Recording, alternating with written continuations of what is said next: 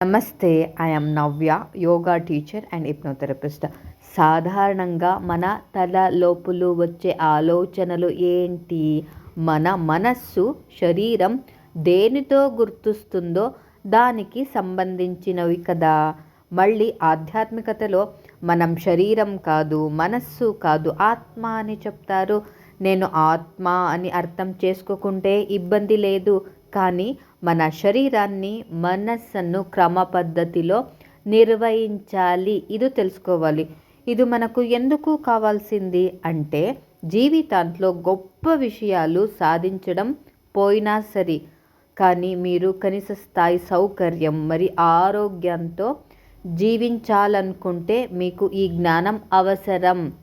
మన మనసు ఎలా పనిచేస్తుందో మీకు తెలుసా?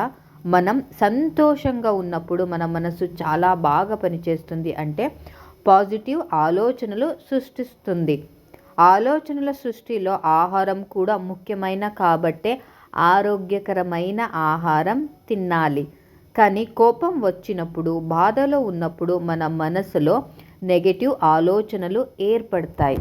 మీరు అడగొచ్చు, నా జీవితంలో అన్ని కష్టాలే ఉంది, పాజిటివ్ ఆలోచనలు ఎక్కడి నుంచి లభిస్తాయి?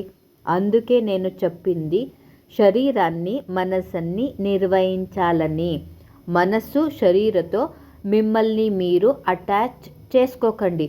మీరు కుర్చీపై కూర్చున్న కుర్చీని ఇది నాది అలా అనుకుంటే పర్వాలేదు. కానీ నేనే కుర్చీ అలా అనుకుంటే మీరు ఏం చేస్తారు? కుర్చీ డ్యామేజ్ అదప్పుడు, స్క్రాచ్ అయిందంటే, కలర్ డిమ్ అయిందంటే సఫర్ చేస్తారు కదా. అలాగే మనం ఈ శరీరం మరి మనసు సమస్యలతో సఫర్ చేస్తున్నాం. మనకు కష్టాలు ఉన్నాలని మన మనస్సు మన కోసం పని చేయొద్దు. దానికే స్వంత ప్రిన్సిపల్ ఉంది. ఆ సూత్రం ప్రకారం పనిచేస్తుంది. అంటే మంచి వాతావరణంలో పాజిటివ్ ఆలోచన ఉత్పత్తి చేస్తే నెగటివ్ సిచ్యుయేషన్లో నెగటివ్ థాట్స్ ఉత్పత్తి చేస్తుంది. దాని నియమాల ప్రకారం పనిచేస్తుంది. ఇప్పుడు కుక్క తోలతో ఆడితే పర్వాలేదు, తోల కుక్కని ఆడిస్తే మరి ఎందుకు తోల కుక్కన ఆడిస్తుందంటే కుక్కకి తన తోలను ఎలా కంట్రోల్ చేయాలి తెలియలేదు. మన మనసుతో కూడా అదే జరుగుతూ ఉంది. Sadness, hanger, fear, anxiety, jealousy, ego ఇవన్నీ ప్రతికూల భావనలు. మనం ఆలోచించినప్పుడు ఎక్కడ ఆలోచిస్తున్నాం? లోపల కదా. నెగటివ్ ఆలోచన అనేది equal to the poison. Negative thinking అనేది మనలో మనం ఆలోచించే రకమైన విషం. మనల్ని మన విషపూరితం చేసుకోవడానికి బదులు ఇంకా ఏం చేయొచ్చు? మనల్ని పూర్తిగా ఇన్వాల్వ్ చేసే పాజిటివ్ యాక్టివిటీస్ చేయొచ్చు. మేము హాస్టల్లో ఉన్నప్పుడు మా చెల్లి బోర్ కొడితే అల్మేర్ నుంచి బట్టలన్నీ తీసి మళ్ళీ సరిగా తిరిగి పెట్టేవాళ్ళు. చాలామందికి సెల్ఫ్ డిపెండెంట్ హ్యాబిట్ అంటే ఏంటి సరిగా తెలియలేకపోయినా వారు దాన్ని ఫాలో చేస్తున్నారు ఎమోషన్ బ్యాలెన్స్ చేయడానికి. దీనికోసం 1000 టైప్స్ ఐడియాస్ ఉపయోగించవచ్చు. ఎమోషన్స్ బ్యాలెన్స్ చేసేది నిజంగా అంత ఇంపార్టెంటా? సద్గురు గారు ఒక మాట చెప్పారు. ఏంటంటే మీకు ఎమోషన్స్ బ్యాలెన్స్ చేయడానికి రాకపోతే మీ జీవితంలో మీరు సాధించేదంతా వ్యర్థమే. మళ్ళీ మనకు సెల్ఫ్ డిపెండెంట్ హ్యాబిట్స్ ఎందుకు కావాలంటే మీకు ఎలాంటి పరిస్థితులు పాజిటివ్గా అవైలబుల్ ఉన్న పర్సన్ అది మీరు మాత్రమే. అందుకే ఈ అభ్యాసం మనకు 2 అద్భుతమైన ప్రయోజనాలు ఇస్తుంది. ఒకటి సెల్ఫ్ కాన్ఫిడెంట్, మరి ఇంటెలిజెంట్ పవర్. మీరు మీ పైన ఆధారణ పడినప్పుడు మరి ఇతర వ్యక్తి లేదా పరిస్థితి మిమ్మల్ని నియంత్రించదు. అప్పుడు ఆటోమేటిక్గా మీ సెల్ఫ్ కాన్ఫిడెంట్ పెరుగుతుంది.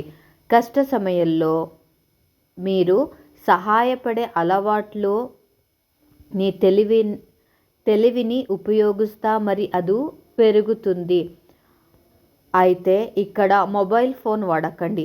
మినిమం లెవెల్ ఇస్ ఓకే, కానీ పూర్తిగా మొబైల్ అడిక్షన్ అవ్వకండి. పిల్లలు mobile screen light and addiction వల్ల సైకాలజికల్ ప్రాబ్లం ఫేస్ చేస్ they has to face the psychological problem. మాకు కూడా ఆ సమస్య వస్తుంది. So please avoid phone addiction. Negative సిచ్యుయేషన్లో పూర్తిగా ఇన్వాల్వ్ చేసే హ్యాబిట్స్, అలవాట్లు కనుక్కొని ప్రాక్టీస్ చేయండి. కోపం వచ్చినప్పుడు you should not shout at that time. ముందుగా 2 విషయాలు అర్థం చేసుకోవాలి. కోపం అనేది నెగటివ్ ఎమోషన్స్. మరి బలహీనంగా ఉన్న వ్యక్తి కోపంగా ఉంటాడు. పరిస్థితి మన చేతిలో లేనప్పుడు తెచ్చుకుంటాం. అందుకే మనకు శాంతిని, ఆనందాన్ని కలిగించే యాక్టివిటీస్ చేస్తే సమస్యలకు సమాధానాలు దొరుకుతాయి. మీ పరిస్థితి, మీ స్వభావానికి మరి మీరు పూర్తిగా ఇన్వాల్వ్ చేసే యాక్టివిటీస్ చేయండి. మరి spirituality, therapy and self hypnotherapy practices information నేను నెక్స్ట్ వీడియోలో షేర్ చేస్తాను. Share the information, subscribe the channel. Thank you so much.